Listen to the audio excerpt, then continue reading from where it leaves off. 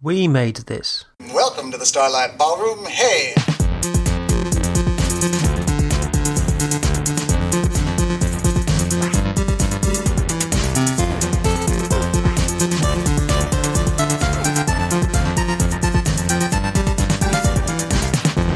Hello and welcome to Crime Unravelers, the podcast about Crime Traveller here on the We Made This podcast network.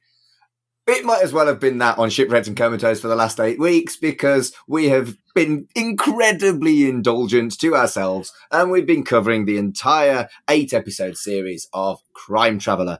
Do not adjust your sets. This is Shipwrecked and COMATOSE, the podcast about Red Dwarf. We're just doing one of our usual ridiculous tangents in between series of coverage of the actual programme Red Dwarf. My name is Mark Adams and I am the main antagonist when it comes to this kind of dumb shit, and I am your host for today. My co-hosts have been the same for the last 8 weeks, and it's the final episode. Say hello, Carl. You hear me, Colin? You're going to have to do something for 8 weeks after this. Hello, Mark. And hello, Matt. Hi, Mark. We're here. We're finally at the finish line of Crime Unravelers. Yes. I think what we should do is we should repackage this, re-edit, and actually release Crime Unravelers and see if it gets any listeners. Let's not. Yeah. But maybe. Anyway, we are here to talk about Season 1, the only season, Episode 8 of Crime Travelers, The Broken Crystal. It was broadcast on BBC One on the 19th of April, 1997. And it was, unfortunately, the final episode of Crime Traveller. Despite doing very well in the ratings, it's had some kind of problems with new management at the BBC or something, and it was never renewed, even though it was really actually very fucking good. Yeah, apparently it was something like they were waiting to get renewed, and by the time management had sorted themselves out, everybody else was like, well, I need to eat. So they'd all taken other jobs. Except Chloe Annett, because she did fuck all. No, I can't remember. I'm sure, didn't she marry into like a very well-off family or something, so she'd never really have to work again? I'm sure she married for love, actually, Carl. Well, yes. She wasn't in love, actually. She might have been. Everybody was in love, actually. Yeah, no, I'm sure she got married, and it was like to somebody really quite high up, and that's the thing of like, oh, I never really have to work again now. Keep talking, I'm going to look. It was actually Alec McKinlay, the manager for the rock groups Oasis and Crowded House. Oh, so yeah, I mean, everybody knows more Crowded House songs than you think. So yeah, I can imagine that's. Mind you, she only really stopped acting 8 years ago. Yeah. We can mourn the loss of Chloe Annett because she's not dead, Mark. And we have but the loss of her acting prowess on the British telly scene. I know what I meant, but you're right. It did sound like she was dead. She's not dead. I'm glad she's not dead. And I would love to have her as a guest on this podcast. But it doesn't sound like we're likely to because she may not even have a fucking agent anymore. Yeah, it's a shame.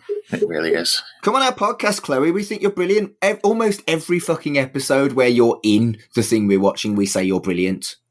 Because you are. Mm-hmm. Be on our podcast. Please. We love you.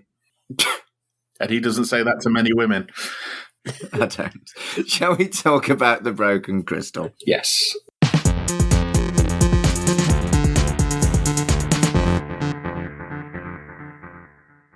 There is an old lady reading a newspaper, and a leak comes through the light fitting. She heads upstairs to investigate and finds a man that she calls Professor, fully clothed, drowned in the bath, with the tap still running. Now, 2 things about this scene. That must be really fucking dangerous if the bath runs through the electrics. Yeah. Of like shorted shit. I mean, initially, when I first started watching this scene, I was like, oh, this is a flashback. Because it really felt like the house and everything and the way the woman was dressed and the way she was Professor, a very posh sort of, I was like, this is Poirot or Miss Marple. Yeah, you're right, actually. And it was kind of confusing. And the other thing, is the lack of scream the most weird thing ever? Or is it the most realistic thing ever? I don't think I would go, ah, if I saw a dead body, I think I'd probably puke or do something that wasn't scream, scream, scream. I don't know. What did you think of the lack of scream from the discovery of the body? I don't think I've ever seen that in telly before or after. I think it's quite realistic in that you wouldn't, would you? You'd either faint or vomit or have a panic attack or something like that. You wouldn't, I don't think you would immediately scream, because who are you screaming to? But no, it's a weird one, definitely. It's very un-telly-like, that's for sure. Oh yeah, in terms of telly, absolutely. Yeah, but that really kind of stuck out to me. Did it matter to you, Matt? Not really. I think I wasn't really that much focused on the lack of scream. It was more of a case of, oh my God, there's a dead body in the bath. So the screen didn't really bother me. It was just more of a case of like, oh, it's setting up stuff. I mean, what's interesting is that when Carl said he thought it was a flashback at first, for some reason I thought we were seeing the death of Frederick Turner and completely forgotten that his site. I completely forgot about that. I thought we were seeing a flashback to Holly's dad. You could see why you thought that, though, yeah. Slade and Holly have gone to the cinema. Holly enjoyed it. Slade did not. They went to see Les Enfants de Paradis, which was a film that Holly had already seen on a first date with somebody else. And then they head to hers for coffee. Yeah, it's weird because where I work I work for an independent cinema at the moment. In random coincidence, we have just shown Les Enfants Paradis, and I missed it, which is annoying because then I could have gone, it is actually quite a good film, but I missed it completely. But it was just, when I watched it, it was like, that is a very random coincidence that's the case. I mean, if this was Crime Unravelers, we could have watched Les Enfants de Paradis as a special. Spin-off inside a spin-off. I know, right? And I do love a special. It's slightly annoying because I went to just quickly Google, because we brought up Buffy last episode. There's an episode of Buffy where Angel and Buffy leave watching a French film, and for some reason I thought it was the same one, but it's not. What is it in Buffy? Is it Manon Dessau? Le Banquet d'Amelia. It's, yeah. Never heard of it. Yeah. I think it's a fictional film, but I think the idea, I think they accidentally went and watched an erotic French film rather than a French comedy, which they saw. But yeah. To be fair, the only French film I could tell you of, other than Asterix films, is Jean de Florette. Not seen that one. But Amélie? Was Amélie French? Yeah. Okay. A very long engagement's very good as well. That's the same director and star of Amélie. There you go. The French actually did cinema that wasn't Jean de Florette. Who knew?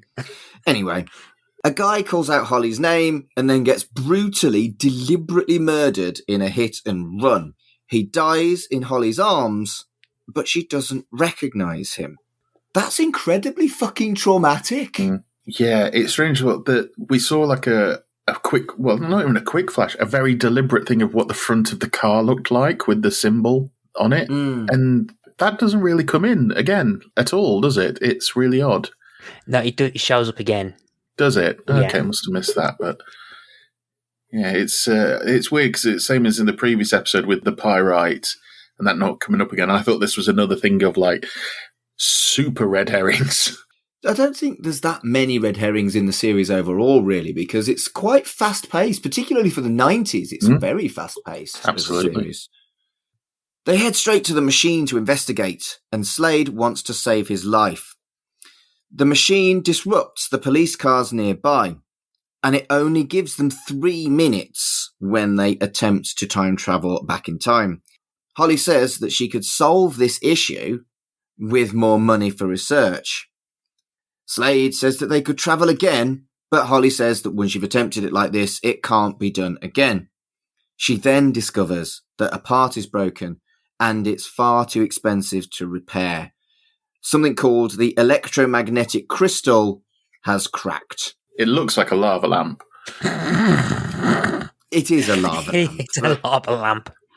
It's a prop. Let's be kind. It's a prop that looks like a lava lamp because it's probably a lava lamp. Yeah. And as well as the lava lamp, the crystal cracked. It made me think of the Skeksis. Because that's a classic line from The Dark Crystal, isn't it? Oh, yeah. Oh, it's been a long time since I watched The Dark Crystal. I fucking love The Dark Crystal. I never watched it. What? Get it watched. I said I've never watched The Dark Crystal, Mark. What? I've said I never watched The Dark Crystal, Mark. What is it? No, watch The Dark fucking Crystal.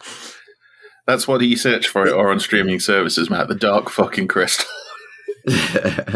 It's nearly as good as Labyrinth. It's that good. I've not watched Labyrinth. Ooh. Oh, get in the sea. I can't swim. What's wrong with you? A lot of things. Well, right, watch Labyrinth and then watch The Dark Crystal. Labyrinth's the greatest film of all time. I watch it like every other month. And not just for David Bowie's package, before you say it, Carl. No, I wasn't going to say it at all. Yeah, you were. Yes, I was. At the headquarters, the man is revealed as Professor Nigel Chapman by Grisham. Holly actually recognises the name, even though she didn't recognise him, because she's read some of his articles. He was working at a place called Webb Biotech, and there's been other scientists' death from there recently, including Ron Hayward, who is the guy in the bath. Holly also knew of Hayward. Grisham sends Morris and Nikki to investigate Hayward, and Slade and Holly to Webb Biotech. Ding-a-ling-a-ling-a-ling. Holly has got a vested interest in this. She should not have been involved in the case. True. Is it called vested interest? Yeah. I thought it was conflict. Yeah, conflict of interest. What police force is this? They've got guns, confliction of interest all over the place. This is the second time Holly's been involved in a case she shouldn't have fucking been involved in. I like this juxtaposition, though, because it almost feels like she's being Slade. Yes, he is being personal about it because he doesn't like the guy. But as we'll find in the episode, he's right. It's that thing of like, well, this guy's the most suspicious, and it turns out it is him in the end. But yeah, he's on it. But yeah, he's got a thing. But Holly's just completely almost taken leave of her senses. Yeah, it is almost like a role reversal. You're right. So at Webb Biotech, Holly is recognised by Stephen Marlowe, the technical director. It's revealed that they dated, and he was the one that they went to see Les Enfants de Paradis together. Dun, dun, dun. What are the chances? Zut alors! Are there any Munter shippers in this? Not in this house. Munter. Munter.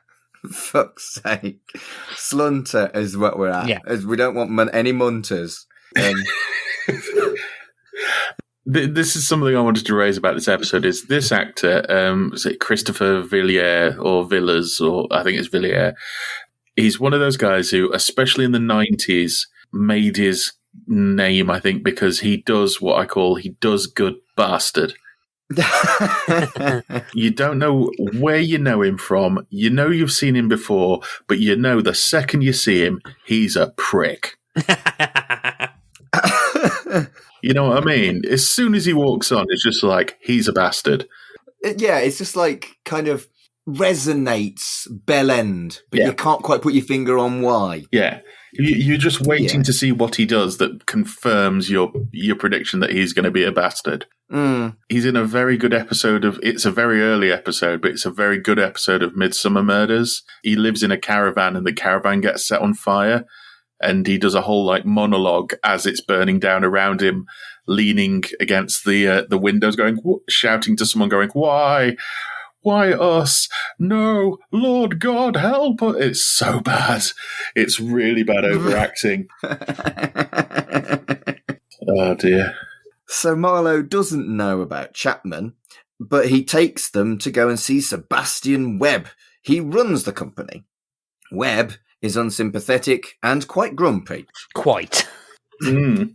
Okay, very. It's interesting that the actor who plays the boss really must have just been given one bit of direction is, you're angry at everyone. Yeah. Yeah, and he really is. He really is annoyed all the way through. It's great. Yeah. Slade asks, what do the company actually do? And Marlowe hits him with a load of random technobabble. Radiation and speed of light research is basically what I got from it. And Slade asks to look at it.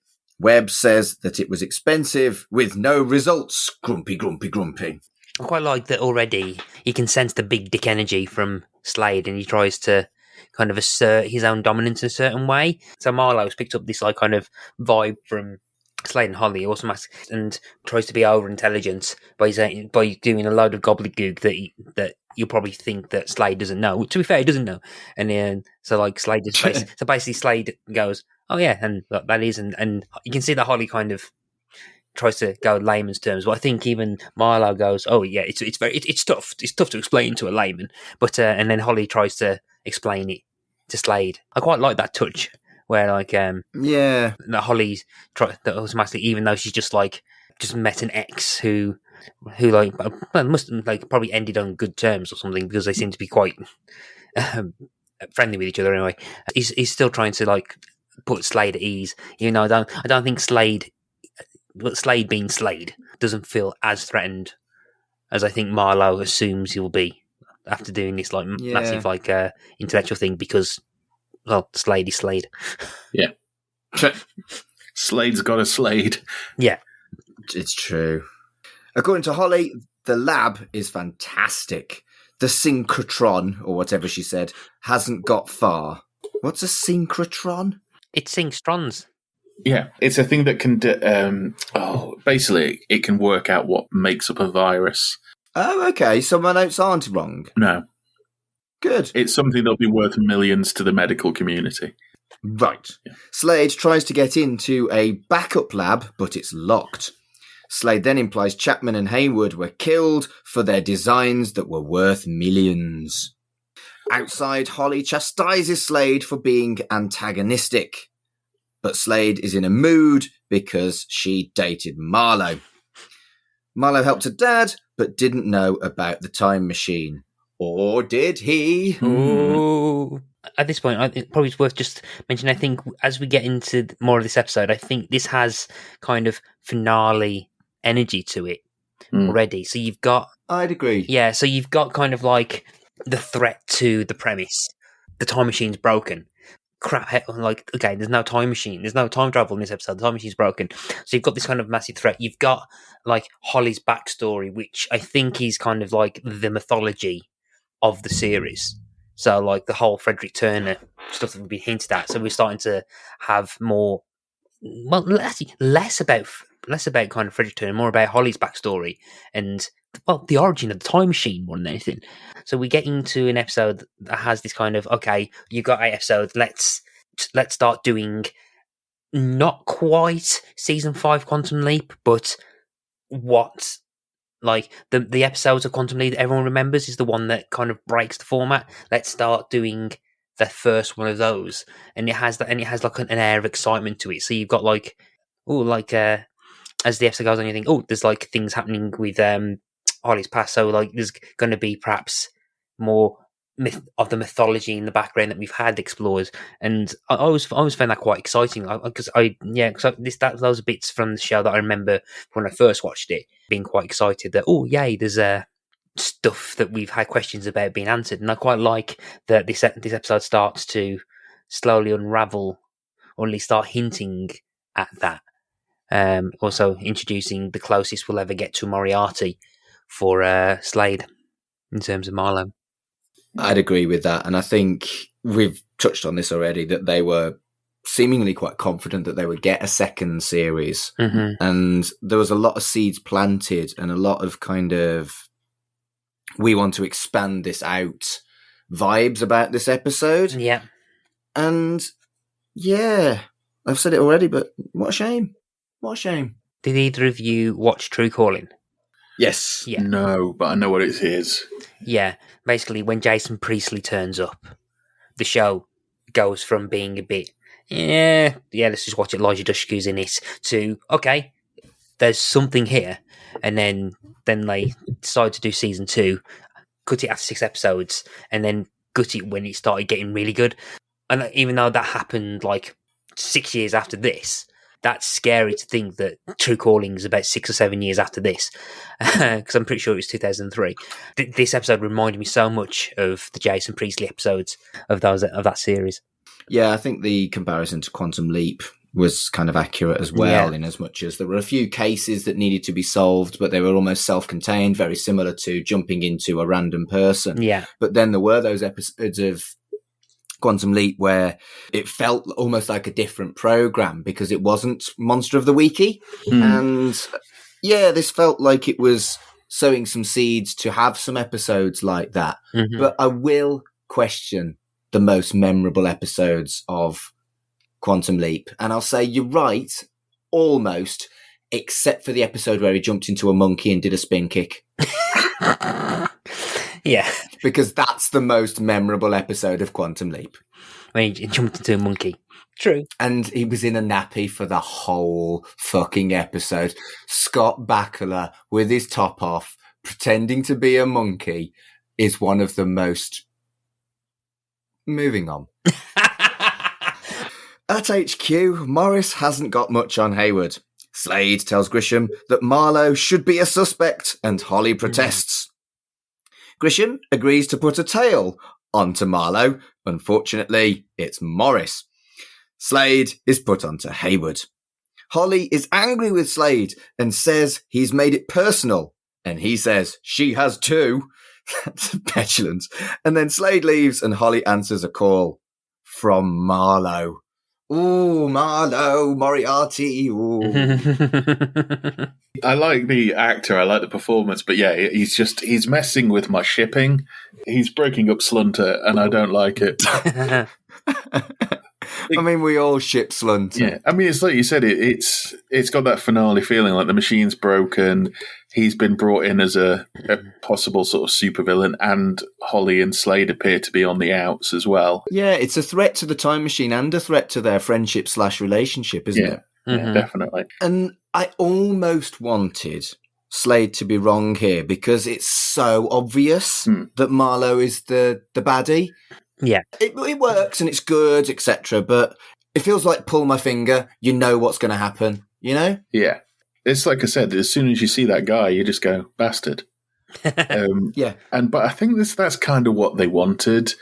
I think in this series, it's just that thing of how are they going to get back to the status quo by the end of it, or, you know, what's it going to be after this has come. But I don't think it's one of those things where you don't feel like there's any doubt that either of them aren't going to make it, or they're going to be completely separated by the end of the series, because maybe at this point they kind of thought, just in case we don't come back, we really need to tie it up in a nice bow. Which it does get tied up in a fairly nice bow.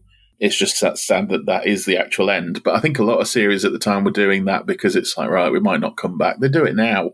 It's like, we might not come back. A famous example is Supernatural after series 5 said, right, that's great. We've wrapped it up. And it had the last episode of season 5 was supposed to be the end.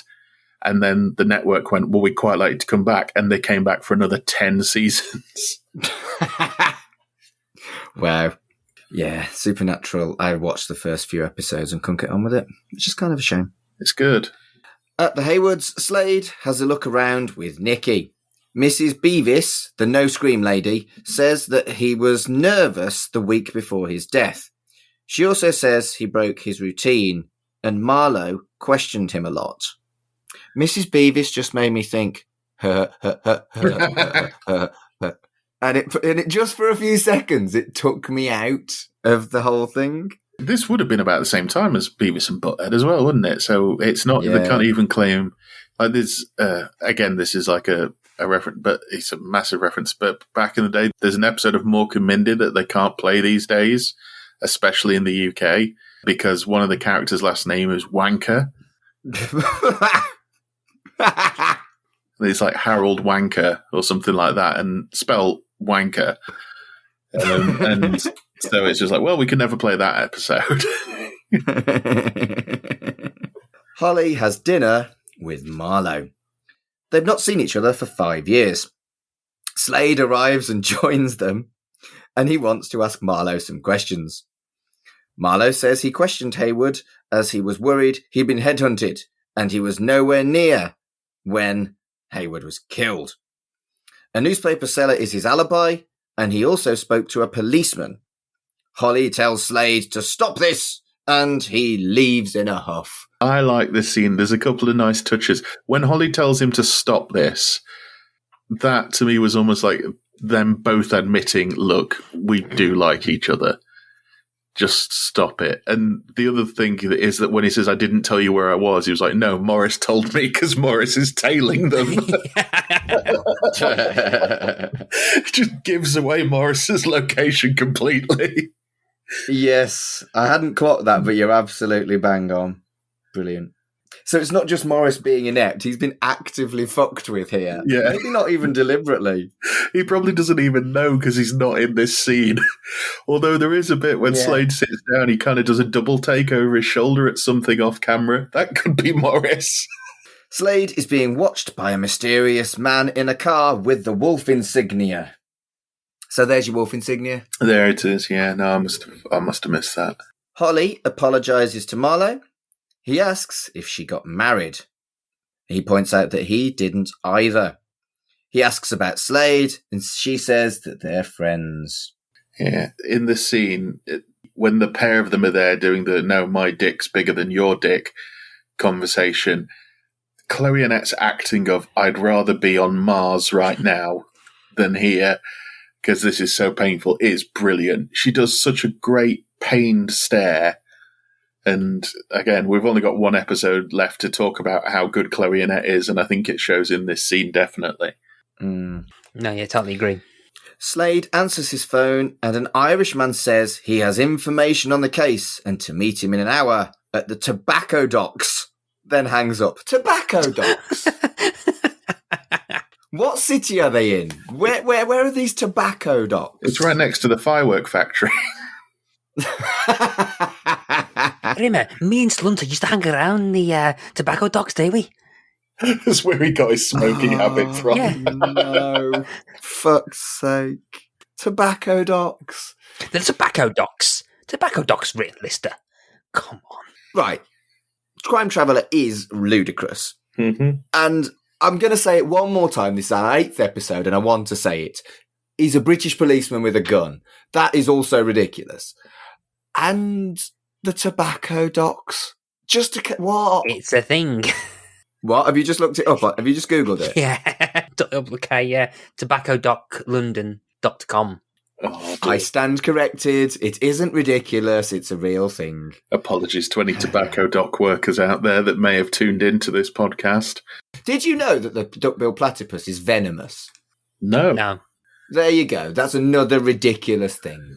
But did I hang around the tobacco docks? Potentially. I've heard there are some platypus gangs around the tobacco docks. Don't forget, folks, Mark Adams' Ridiculous Things will be premiering on the We Made This Podcast Network in 2023. No more podcasts.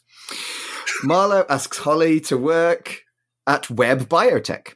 He speculates that she's continued her dad's work and confesses he still has feelings for her. Dun, dun, dun. At the docks, Slade is looking for his contact, and there's a guy in a hat and raincoat with a gun watching him. He aims and fires, but misses. Slade shoots back and hits because of the incredible amount of training that British policemen have with guns. The guy escapes in the wolf car. This assailant obviously has time travelled in from a Humphrey Bogart movie. There's a silhouette of him, and you see the raincoat and the hat and the gun. It's like, come on. I need to make a note because this is an example of something which I definitely need to remember to make reference when the show references it later, which about the gunshot. But there's a nice piece of setup here. This reminds me of Ed By talking about Series 7 of Red Dwarf, in that we could have done this anywhere, but we have this location, so we want to use it. And I feel like that's what they've done here, because it's there's candles all over the place and everything. And it's fascinating that they've gone, could have done this absolutely anywhere, in an alleyway, in something like that. Nope, going to do it in a shocking great tobacco dock. It looks, I'm looking at the photos of it. It looks really nice. Yeah, it does. Yeah. I just like the fact that there's like tea lights and candles all over the place. It's just like, just at the end of the day before the last worker goes home, better light the tea lights for the security guards. That's nice. Yeah. Back at HQ, Slade is convinced that the assailant was Marlowe. Grisham says he can't know for sure, and Morris was tailing him. He does still convince her to bring Marlowe in for questioning. At Webb's office, they arrest Marlowe. Webb wants to know what's going on. Grumpy, grumpy, grumpy. And Slade says he wounded him in the shoulder. And he proves that he isn't injured by taking his shirt off. Yeah. I wasn't ready for random shirtless Marlowe. Yeah. Do you feel that, I've just thought about this, that the guy Webb, who's grumpy, grumpy, grumpy, is Santa Claus for the rest, is on the rest of the year what he gets done, and this is him trying to overcompensate? I do now. Yeah. Yeah. So they reveal, like, eventually that Marlowe is time traveling. I can remember being slightly annoyed or just us having a conversation about injuries that fade after they come back from time travel. And yeah, I mean, I think it removes a bit of threat to it, but I do quite like the fact that they have seeded that and they've used it as an actual plot point for here. Yeah. And I'm like, God damn it. Yeah, you win this round. You win this round, show. So you win. And I quite like the fact that they've used that rule, which sci-fi nerds will probably get really anal about, like we have done in previous episodes. Yes. But they then used it as like a massive red herring to really amp up like Marlowe, making Slade look like an absolute jealous git. And I have to give the writing credit to that. I like how they use something set up in a previous episode, and they don't effectively just don't suddenly have lazy writing going, oh, this is just like the time you got injured, Slade, and they don't say that, but they have established that happens. Yeah, considering that this is like a primetime Saturday evening show on the BBC, you wouldn't actually expect them, in the 90s anyway, to have the lore and the continuity that deep. They'll just go, you kind of almost expect them to go, time travel, innit? Which Doctor Who has done a few times. Yeah, it does feel quite modern in its establishment of its lore and its rules and stuff like that. We've discussed the rules quite a lot over the last 8 weeks. And this is a really nice payoff for me. Like Matt says, that 6 episodes ago, Slade got shot and healed, and this guy knows about how that works. Yeah. And this was time travel guy, so he got shot and he was kind of like, well, it fucking hurts, but I'm going to go drive back and get healed. It's really nicely done. Really nicely done. Adding to the whole Moriarty aspect of, okay, someone knows how to use the time machine. I think when you think about it, Marlowe is kind of like a hybrid of Holly and Slade, where you've got Slade's kind of intuition and ability to improvise mixed in with Holly's understanding how the science works. He's the anti-slunter. Yeah. So the anti-slunter is arrested, and Slade points out to Grisham that he could have worn a vest and doesn't have an alibi. The check on Marlowe is back, and he's been ID'd by people who exonerate him from both of the murders. This just reminds me of the scene in Hot Fuzz where Timothy Dalton's on the security camera holding up a copy of the paper and smiling and stuff like that. It's just sort of, I went to speak to this person and I spoke to a policeman. I couldn't have picked 2 more blatant people to go and talk to prove where I was. There's a really nice moment as well where it's very kind of subtle and you can kind of miss it, but there's a couple of moments where it seems like Morris is Team Slade and he's also really not liking Marlowe, because the bit where they kind of drag him in and he goes, "Why am I here?" And then Morris is like, "Well, we like bringing you here." and I quite like, and I think there's like a through line throughout the episode where it seems Morris is actually also dislikes Marlowe and he's kind of pro Slade, and I do quite like that. In the interrogation room, Nikki is formally running it, and Slade and Grisham enter. Marlowe protests again, but Slade asks to prove where he was at the time of the shooting. He was with Holly. Holly confirms it. Grisham apologizes, but Marlowe rejects it and says that they'll hear from his lawyers. Grisham calls Slade a walking disaster. How dare he? It's all going to shit, guys. Yep. It's all careering towards just crap town. And I think perhaps, even though I think Slade, we know that Slade will probably end up being right, I think this is probably the first kind of real time where we've had nearly Slade kind of question his own ability to kind of almost have a Sherlock Holmes like level of deduction and to read a room and stuff. And I mean, we know he's right. I mean, eventually we'll find out that his initial reading of Marlowe's right, but I don't, and I think because this episode is very compacted with a lot of stuff, I don't think we have enough time for kind of Michael French to really embrace the idea that Slade is actually looks quite desperate. There's a moment in that office as soon as Marlowe goes where Michael French plays Slade like he's almost lost and he doesn't know what to do, and this is something we don't really see that much in the series. Like Slade always seems to have a plan, or he's got like a MacGyver-esque kind of ability to improvise himself out of situations, or has a plan, or thinks on his feet a lot. And it's a shame we don't have a bit more of crap. What have I got to do, Slade? Because it's amping up this is a bigger threat than he's faced before, and it's quite nice to kind of see Michael French do that very briefly and carrying on the tension and kind of like whole mystery around it. It's just really good. Yeah, it's watching this back. So the acting is actually quite underrated, especially from French and I nearly said Saunders, French and Annett. But even then, even like Sue Johnston, in the little bits she has in this episode, it's not a very sort of heavy Grisham episode, but the bits she does have, she's chewing scenery. Like when she's mad at Slade, she is seething. You can just see it. It's really good. Yeah, and I think this episode in itself kind of could have been a two-parter. It almost feels like with everything that's going on and the stakes getting as high as they are, there could be some kind of cliffhanger and almost a two-parter. I'm glad they didn't, because that would have meant it would have ended on a cliffhanger. Or they'd have had to have cut the last episode that we watched, the lottery one, which I really fucking liked. So I'm glad it didn't happen. Anyway, Holly asks Marlowe to drop the lawyer thing, but he refuses. In desperation, she offers to take him up on his offer for a job and says he needs to see something at her flat. Oh, Holly. No. That's no wise. No, Holly, what are you doing? It would be funny if it was just sex. Shall we see? Yeah. A bit of munter. At Holly's place, Danny recognises Marlowe. Even Danny's turning on Slade. Awful. Danny, how could you? Holly shows Marlowe the machine, and they discuss her work and that the crystal is cracked. He offers to help her to get what she needs. He calls her a genius and then forcefully kisses her. Yeah. So, here's the thing. 90s ick is, in my head at least, characters that we're supposed to like doing bad shit.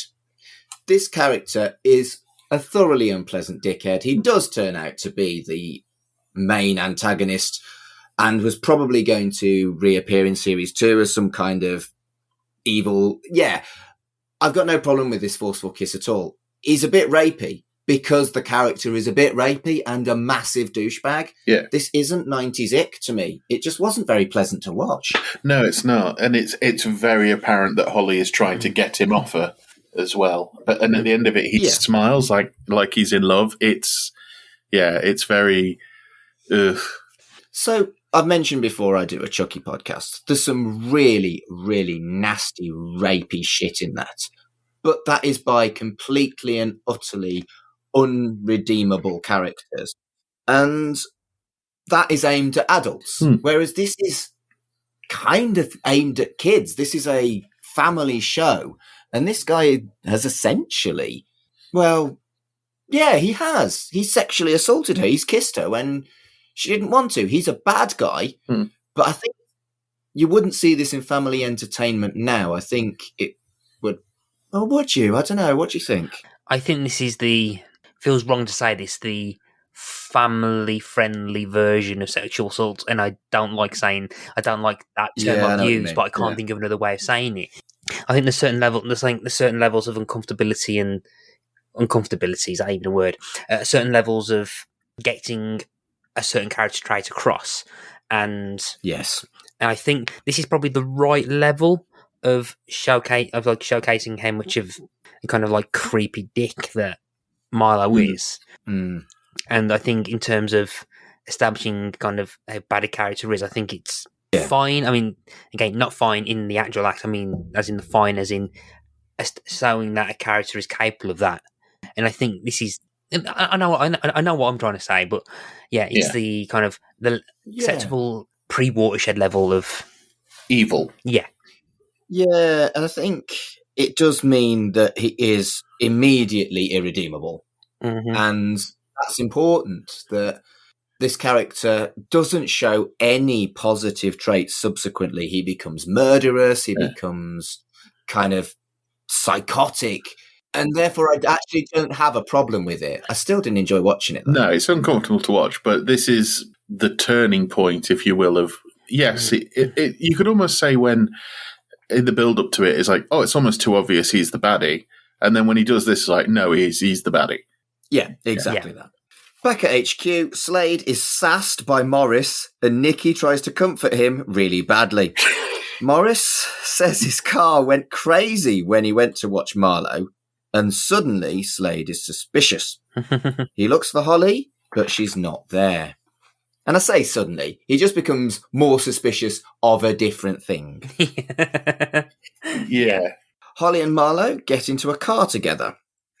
Slade has realised that two places at once means that Marlowe has time travelled. A random officer overheard Holly and Marlowe and tell Slade they went back to her place so she could show him something. Whoa, Mark. Random officer.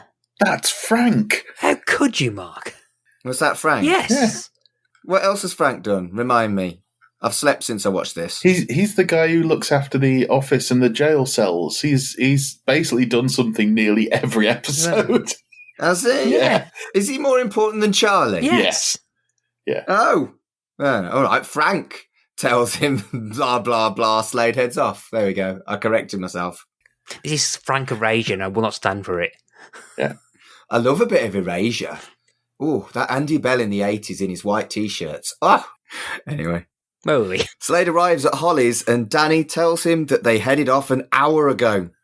Back to Slade and Marlowe in the car, Marlowe pulls a gun when she asks where they're going. Guns everywhere! But before then, it's, again, like Danny being car levels of slunter shipping, going like, I'm pretty sure they're only friends. Yeah, that was sweet. He calls him Jeff as well, which is, I think, the only time he says it in the series, which I thought was quite nice. Also, if you're a big Danny fan, during this entire scene, Danny has his arse pointed directly at the camera. How is it that you spotted that and I didn't? I've got it in front of me here while we're doing the episode. You've got it frozen in front of you as we do the episode. It's almost like a split screen with Slade on the right hand side and Danny bent over this car that isn't the same car I'm sure that he was working on earlier, so he just must fix cars in his spare time. I mean, I could believe that of Danny. He's very good with like shit like that, isn't he? He's very good at like fixing electricity. Danny, such an underrated character. I don't even know if he's underrated. I don't know anyone else who's watched this apart from you two. We all rate him. Why did I say that? I don't know. Moving on. Slade goes to Webb Biotech, breaks into the locked room, and OMG finds a time machine. He has a go and sets it to travel 120 minutes back. Interestingly, that it's a more advanced one because you can control the amount of time it can go back. And I think what's interesting is that if a few minutes ago in the scene between Marlowe and Holly, he asks her, can you control time? Or I can't remember the exact knowledge, but I think the question is, are you able to control how far you go back? And she goes, no. Yeah, and she said she could do it with lots of money, and this company has lots of money. Yeah. The reveal of this as well, again, when we were talking earlier about in the previous episode, when we were talking about how the music always kicks in when time intervenes, the fact that when he kicks the door open, before we see it, we hear the sounds of what Holly's time machine sounds like. And then I couldn't remember that for some reason these last two episodes for me blank a bit. I know what happens in them, but I can't remember bits. But when it does the turn to reveal the time machine, and my immediate thought was, it's a bit TARDIS-y, isn't it? I think that's kind of what they wanted. That one shot where it's like that one take, isn't it? Where the camera kind of He walks past the camera, yeah. I think they've forgotten that they probably should have made the room a bit bigger because like they probably would have liked to kind of step back and had a wider shot of the machine. But I think because of the probably the crew trying to fit in that small room, they can only kind of just like edge away a bit to the side of Michael French. Yeah. So, but I still appreciate the kind of the blocking of that shot. Yeah. I like the fact as well that when Slade starts to operate the machine, it kind of works on this same principle as most radio alarm clocks, in that you've got to press a button like more than once to go through the different options.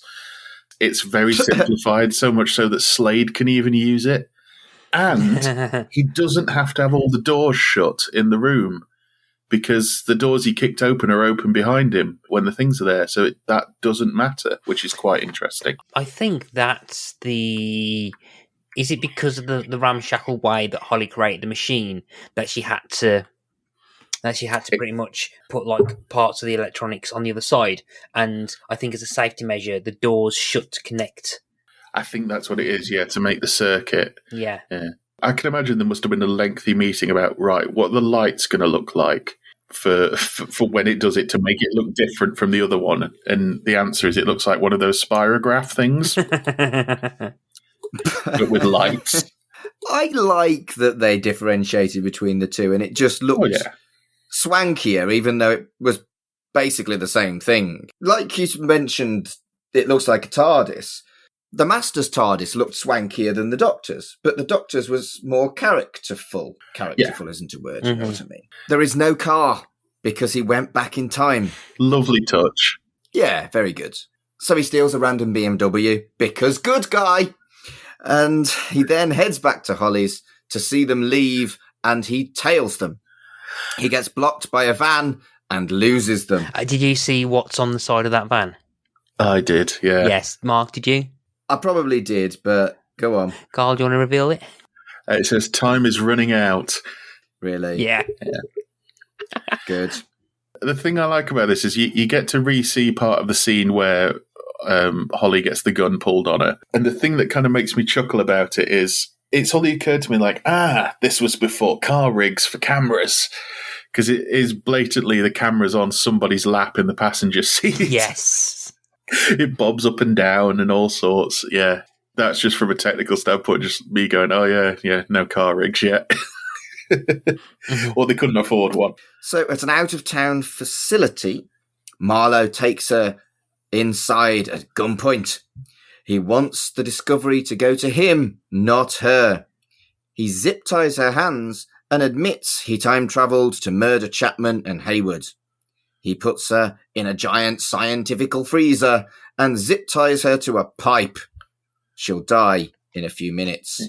He leaves and drives off in full Bond villain style, not watching the death. Yeah, I like the fact he explains what it is as well. They put it in there to destroy any virus samples or to keep them preserved, one of the two, but basically humans won't survive in it. And I do like the fact he explains it a bit before he does it. The problem is, as much as they clearly wanted a Bond villain, he had a gun. He could have just took her in there, shot her, and put her in the freezer. I think he does say, though, he doesn't want to shoot her. He just says he just wants to put her to sleep. Because he says that's like, I think he's incapable of shooting her. So he goes, this is like the more humane, peaceful, less painful way. Because I think he doesn't want to cause her pain. Doesn't he say he's too fond of her to shoot her? Yeah. Yeah. Which, when you've got to this point, you may as well just kill them, rather than, well, I still fancy you, so rather than shoot you, I'm going to tie you to this thing and freeze you to death because it's more humane. It's just very kind of Bond villainy, isn't it? And I guess in the 90s, there was a lot of Bond villainy type shit. Slade sees him zoom off and heads to where he came from. He enters the facility, but can't get into the freezer. He smashes his way in with a fire extinguisher and saves her because he is the hero. Yay! I do like that he found where she was due to the flashing red lights that are all throughout the facility. Just this row of lights that leads straight to the door. I also like the fact that in between all of what we've just spoken about, it does keep cutting back to Slade driving around and looking concerned. And it does make me wonder how much footage there is of Michael French trying to pull as many, what am I going to do, faces. And at one point, he must hit a bump because the camera bounces, and it actually like cuts him off. The camera cuts off like up to his nose, which in a TV show today they would never have left in. But they must have just gone, just leave it in because we can't get a smooth shot on this. She works out that he's time travelled, and he confirms it, that he used Marlowe's machine that was made by Chapman and Haywood. They get into the car, and they work out that he shot Marlowe when he was time travelling. They only have 12 minutes to get Slade back to the machine. Yeah, I do like that in talking about old technologies we did in the previous episode, whereas Holly's machine is a watch, Marlowe's machine is a pager. I mean, it was a watch that looked like a Pop's watch. Yeah. And then a sort of, it does feel desperately 90s, doesn't it? Yeah. It's great, and I love in a it. good way. I do like the little touch of how he gets her, when he gets her into the car, he immediately goes into the back and gets a blanket and covers her. That's a nice touch, I thought. How does he know there's a blanket in the boot if he was in his car?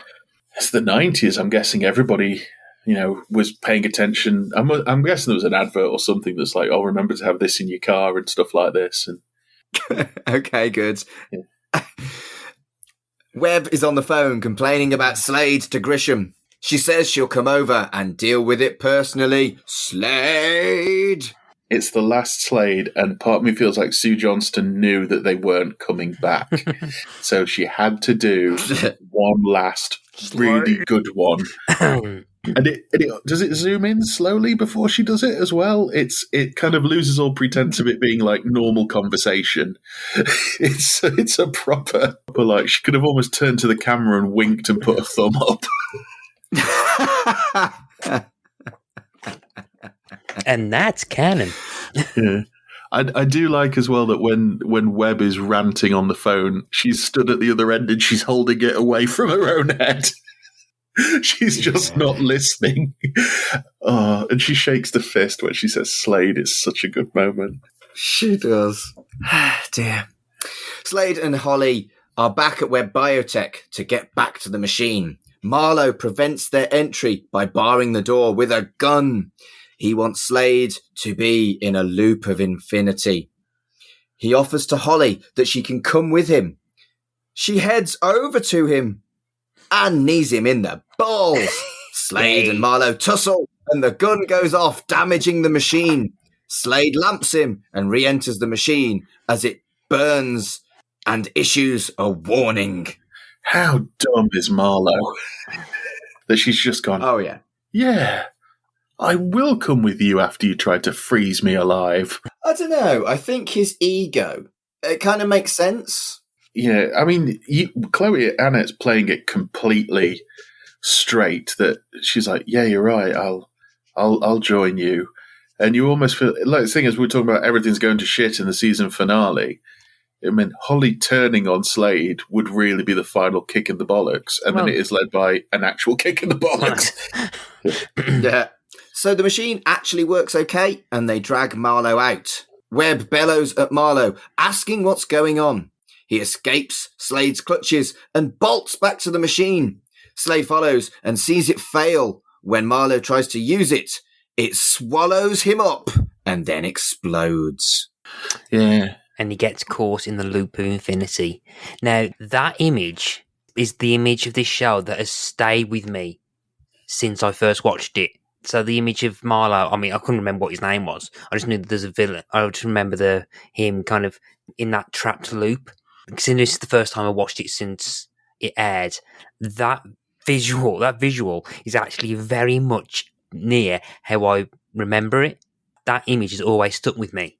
Yeah, so whenever I've ever thought about this show or looked at it and going, oh, I might have to buy the DVDs. For years, I've somehow taught myself how to buy the DVDs and passed me as an idiot for not doing it. Not buying the DVDs sooner, but whenever I've always remembered this show exists, this image, this scene is the one that always comes to my head first. So I was really looking forward to seeing this episode again. Because he lets out a proper blood-curdling yell at one point, doesn't he, when he gets finally sort of sucked into the loop. And this really sticks in my brain as well. I remember it going on for a bit long, the loop going on for a bit longer, that he turns around and starts walking back towards Slade. And it's not a bad effect for 90s television as well. You can see the green screen kind of going around him, but then that kind of works with him getting sucked into the loop. Because, yeah, if you want to get pedantic, you're trying to figure out, hang on, how can Slade see Marlowe in that time stream? But I think, if you try and think about it too much, you're robbing of the first real visual clue of what the loop of infinity is. And then if you take it a step back, we know that Frederick Turner was trapped in a loop of infinity, but that's all we know. So we know that Frederick Turner is either trapped in a loop repeating the same 7 days up to seconds.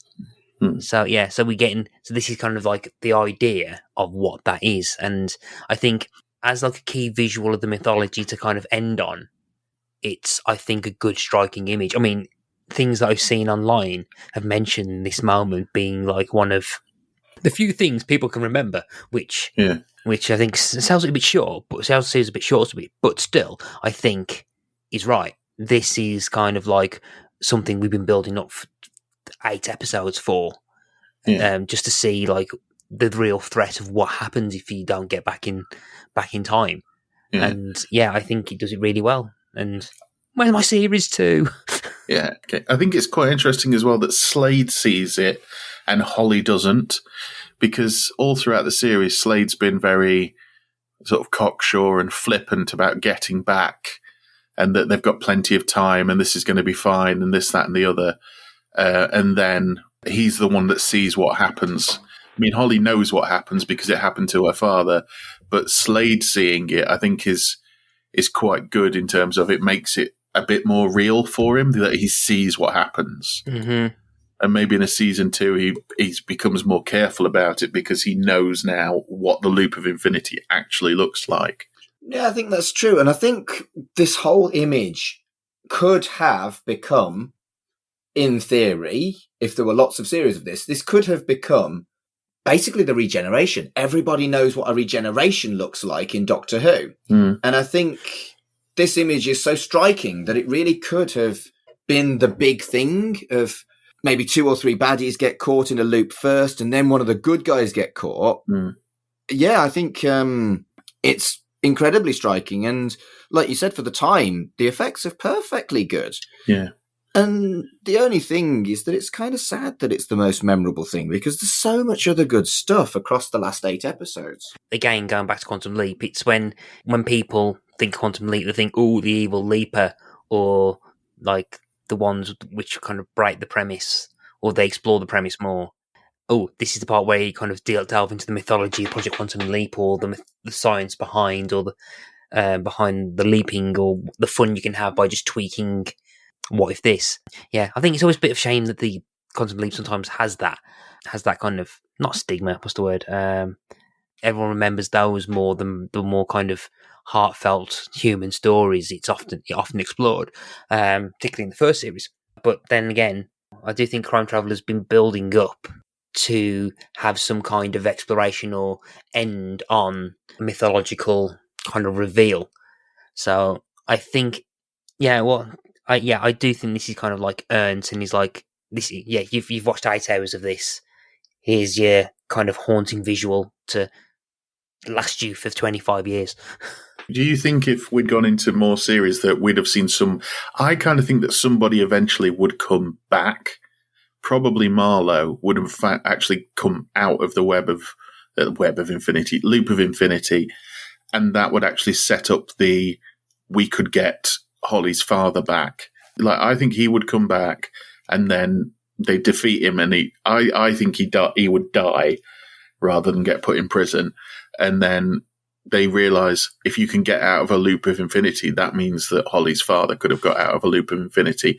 Or they reveal that he got out of it, or he's already out of it, and he's been watching over things That would have been an interesting twist, that he's already been in one and he's got out and he's just been hiding in the shadows.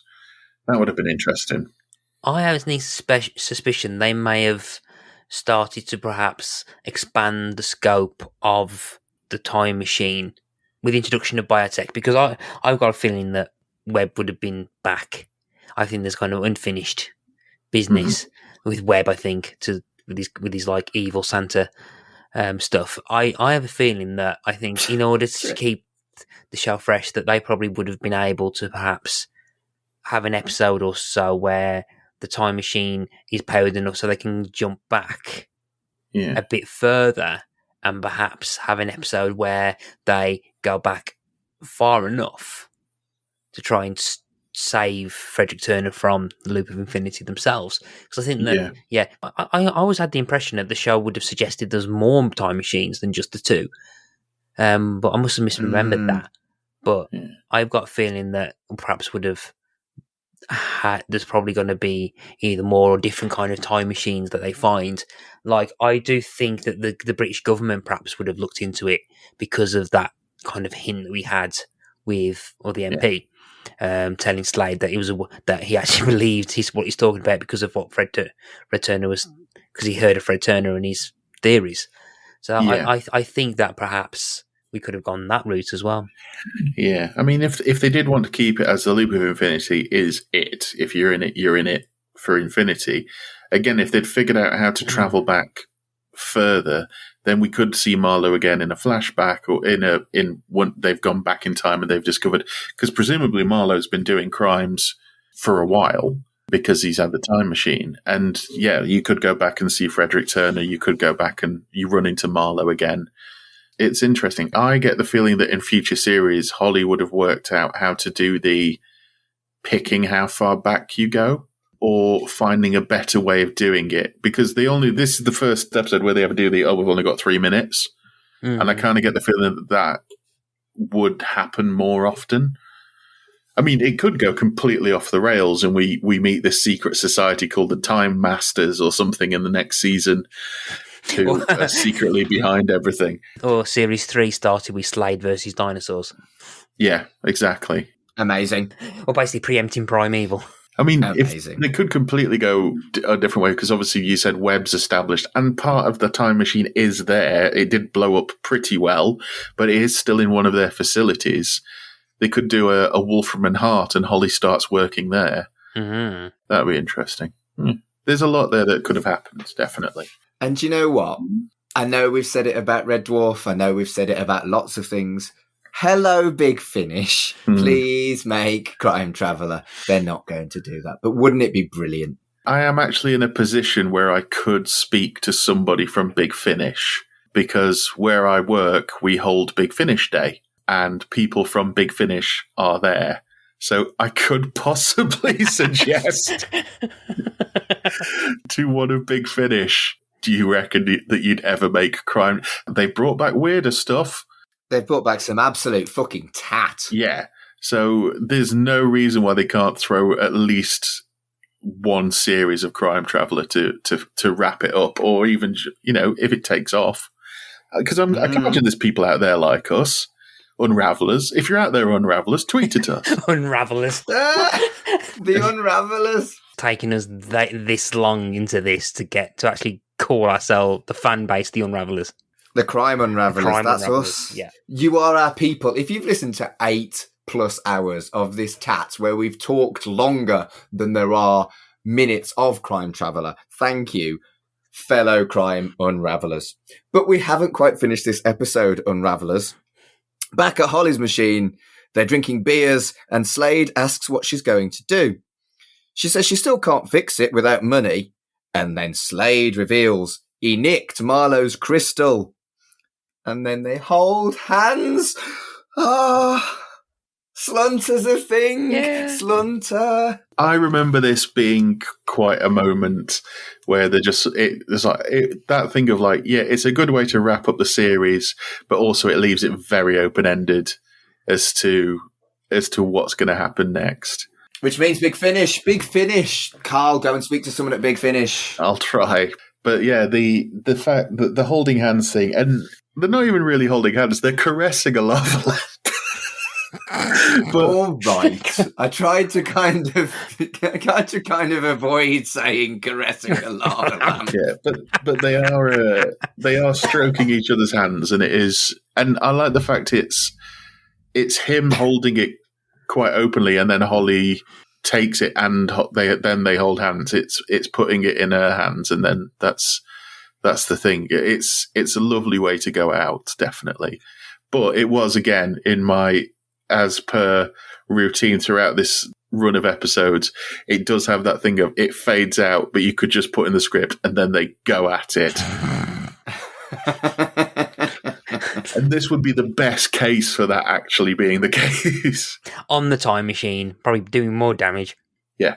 Ah, dear. So, any final thoughts from either of you of our 8-week experience of looking at Crime Traveller? Maybe Matt first. I think we need to kind of take this moment to kind of raise a drink or whatever you've got near you and just salute and pay tribute, and also mourn about the fact that we are no longer going to be experiencing the jacket.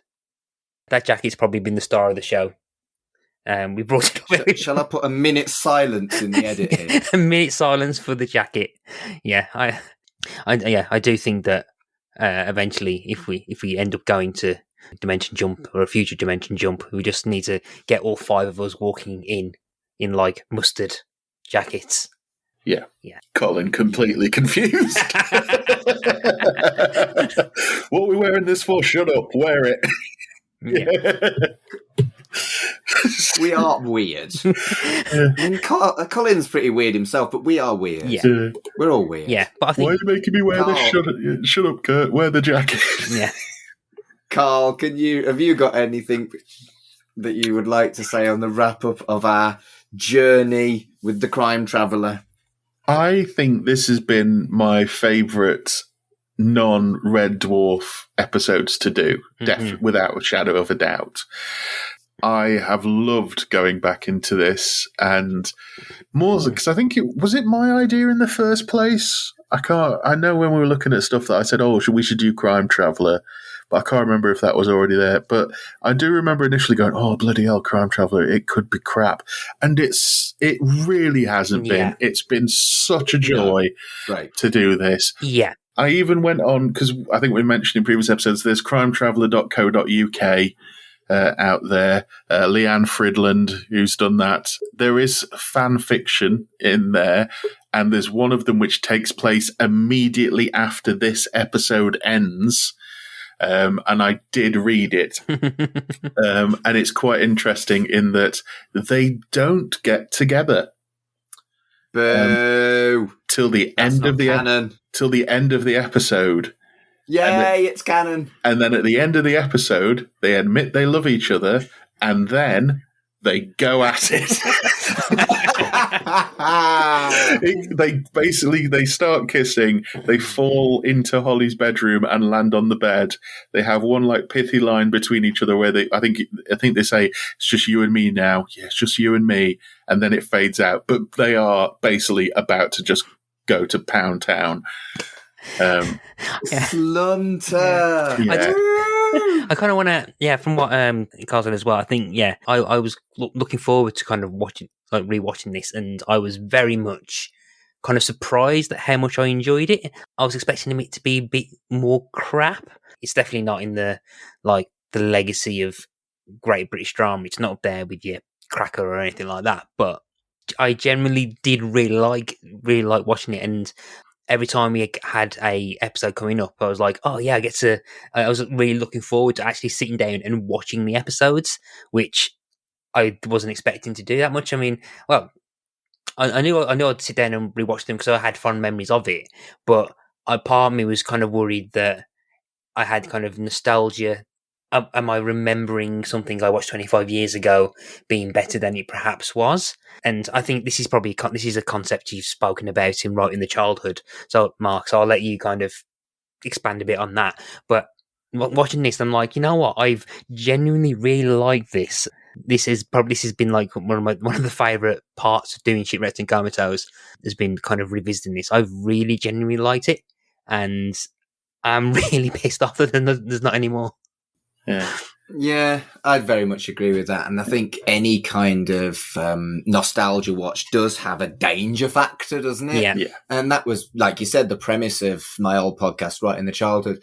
If I did have access to Fraser and he wasn't on a random boat in the middle of somewhere very, very sunny, being all kind of Disney cruise guy, I would actually have asked him to have done like a 9th episode in this run and do a Right in the Childhood, because obviously the three of us went at it as a nostalgia thing. We'd all seen it. We all remember enjoying it, and it was a fun thing. Maybe not our childhood because I was 18, but I think if I could have shown it to Fraser, that would have been a fun thing, and seen whether he actually wanted to carry on past the first episode. And, oh well, it is what it is. And you're right. For me, the nostalgia did hold up, and it doesn't always. I've spent a huge amount of my time watching shit that I watched as a kid over the last couple of years, and some is good, some is okay, and some is very disappointing. Thundercats. So, yeah, this has been loads and loads of fun, and I think, well, the fact that I said, please make more Big Finish shows you just how much I want more of this. I'm not sure I'm going to read the fan fiction. I'm just going to be happy in the knowledge that Slunter became. Yeah. We said as well, if there are any people who have listened to all of this and are big fans of Crime Traveller, or has kind of watched this, has been listening. So if you've been listening along because you kind of like us as a podcast, and you've been watching this out of curiosity and listening to us as well, I think we would love to hear from you. I would love to hear more takes on Crime Traveller. Please feel free to either message us, or we don't have an email address, do we? I don't think, but no, but feel free to just use the Twitter. Yeah, just message us on Twitter. I'd love to hear like more thoughts about it, and basically validate the fact that we have spent nearly 16 hours talking about an 8-hour show, just to validate the work was worth it. But work is a strong word. Yeah. If you enjoy your work, it's never work. Yeah. The last thing I want to say on this is I found doing this run incredibly validating, because when this went out, I was 15. So I was at senior school, and senior school is probably a cruel time for most people. Mm-hmm. And I remember, like, I didn't get mocked much for watching Red Dwarf. A few people were into Red Dwarf because obviously Red Dwarf was very popular at the time. But to say I watched Crime Traveller, or like, what are you watching that for? You know, why aren't you watching football or something like that? So having done this, talked about it with you two, and just the open love that we've shown to this series and being able to talk about it, I have found so cathartic and validating. Oh yeah, I must agree that we all quite like it, because part of me is kind of worried that we'd end up slagging most of it off, but yeah. So if any of the class of Ripley Mill Hill School in 1997 that did mock me for watching this are listening, fuck you. I think we've been fair. Certainly I've gently mocked some of the more peculiar aspects of it and hamminess, but the hamminess has been part of the fun for me, and I've genuinely enjoyed this. I can't see how anyone has got this far having not watched Crime Traveller, but if you haven't, why not watch it now? Yeah. It's on YouTube, and the DVD is not expensive. No, you can get it for about $5 on eBay. Yeah, which I'm going to do in a couple of days, because I realised I don't own it anymore, and I really want to own it again. I need to get that DVD. The extras aren't much cop. Never are on the ones back then. Before we go, I did have a very brief look at what happened. What happened to the cast. So we know Michael French went to do Harvey City. You kind of know what happened to Chloe Annett, and I don't even have to explain Sue Johnson at all, do I? But so I had a quick look. The two members of the cast that I kind of had caught up on was Paul Trussell, who played Morris. Now, Paul Trussell has a website, so paultrussell.com, and what's revealed is that he's had a kind of very successful career doing all sorts of acting, but he's also an artist. So he sells art, he's done quite a lot to do with painting and all sorts on his website. So he's got a whole lot of things on his Instagram page. If you go to his actor page, he's done absolutely loads of stuff in terms of different films, a lot of stage work, just far too many to go through throughout a very long career. He was in Still Open All Hours at one point as well. Huh. Yeah, there's that. And Richard Dempsey, who played Nicky, I think he's still acting today. He's a big stage actor, isn't he? Yeah, he's a massive stage actor. His latest appearance was actually in the latest Doctor Who. He wasn't in it much. He was actually Tsar Nicholas, but he was in. Good grief. Yeah, so he was in that as well. So yeah, he's been in quite a few things. I think he's been in a lot more stage things than anything else. Am I right in thinking that he was one of the kids in the original Lion, Witch and the Wardrobe as well? Yes, he was. Yeah, Yep. He was in the kids in that as well. So yeah, Yes, he was. yeah. So I don't think we've spoken about those two as much about what happened to them. I think Bob Goody, who played Danny in his 70s, thankfully still alive. He did a lot of writing. He's been in all sorts of kind of things post this. He was in Lock, Stock. He's been in Doctors. He's been in 4 episodes of The Bill, because who hasn't? Hotel Babylon, Crusoe. He's been in EastEnders. He's been in a production of Cider with Rosie. And but before then, apparently he was in Flash Gordon, the 80s film. So he was in that as well. And Jack Chisit, who played Frank. Again, I think, 77 years old. He's been in all sorts of things. He was in an episode of Killing Eve. He was in Stay Less Flats, Friday Night Dinner for an episode. He's been in The Crown, Not Going Out, Coronation Street, Emmerdale Farm. I'm pretty sure I'm better off just listing what he hasn't been in. Yeah, so the kind of cast we've not really spoken about post the kind of big three have gone on to do kind of very interesting things. And I thought it might just be apparent just at least mention them, because I think they've been a key part of the kind of ensemble. And I think we kind of sometimes overshadowed them with Chloe Annett, Michael French and Sue Johnston. So, I mean, if anyone's interested in art, I feel free to look on Paul Trussell's page, because it's quite interesting stuff. So, so I thought I'd take a moment to kind of highlight the other members of the cast. I mean, I think we've all kind of cooed over Nicky, but yes, you are absolutely right that we very much focused on the brilliance of Chloe Annett, the delightful ham of Michael French, and she was always fucking brilliant thing about Sue Johnson. Yeah. So thank you for that, Matt, because I definitely didn't research any shit like that, so that wouldn't have gone in if you hadn't done it.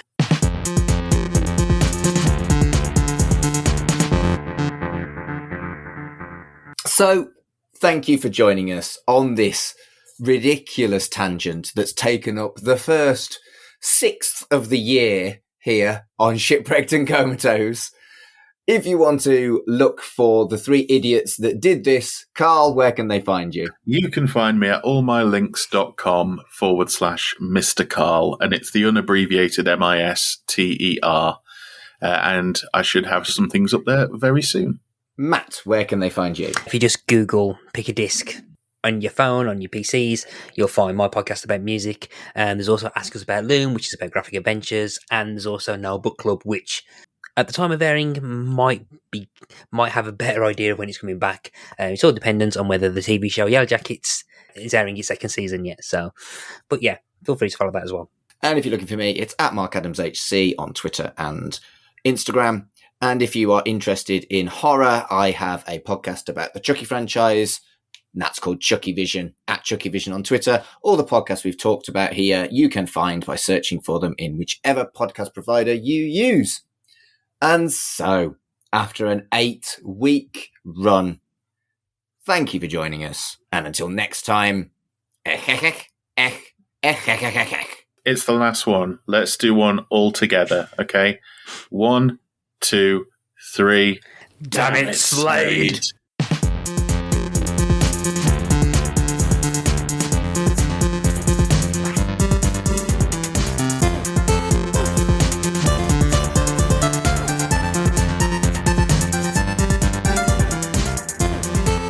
Shipwrecked and Comatose, a Red Dwarf podcast, was created and produced by Mark Adams and Kurt North. You can find us on Twitter at Red Dwarf Pod, and we are part of the We Made This Podcast network, which can be found online at wemadethispod.com or on Twitter at wemadethispod. Are you a fan of the Marvel Universe? Can you tell your Kang from your Doctor Doom? Well, if so, boy, do we have a podcast for you. Podcast 616 is the We Made This Network's long-running Marvel podcast, and it's under new management. We're your hosts, Ashley Thomas and Hugh McStay. And together, we are going to lead you every step of the way through the Marvel Cinematic Universe's upcoming multiverse saga. Everything from She-Hulk to Avengers Secret Wars will be covered on the podcast in the kind of detail that would make a Wikipedia article blush. We're going to have some detours into the wider Marvel world where we'll look at non-MCU projects dating all the way back to Marvel's origins in the groovy, funky 60s, and all the way up to the birth of the greatest franchise in cinema history. And we'll be joined on our adventure by a roll call of guests so impressively knowledgeable that they'll make the Avengers themselves look clueless by comparison. So if you like your opinions sharper than Wolverine's claws, or takes hotter than the Human Torch's underpants, then get Podcast 616 in your ears as a matter of urgency. You'll love it 3000. Podcast 616. Disassemble.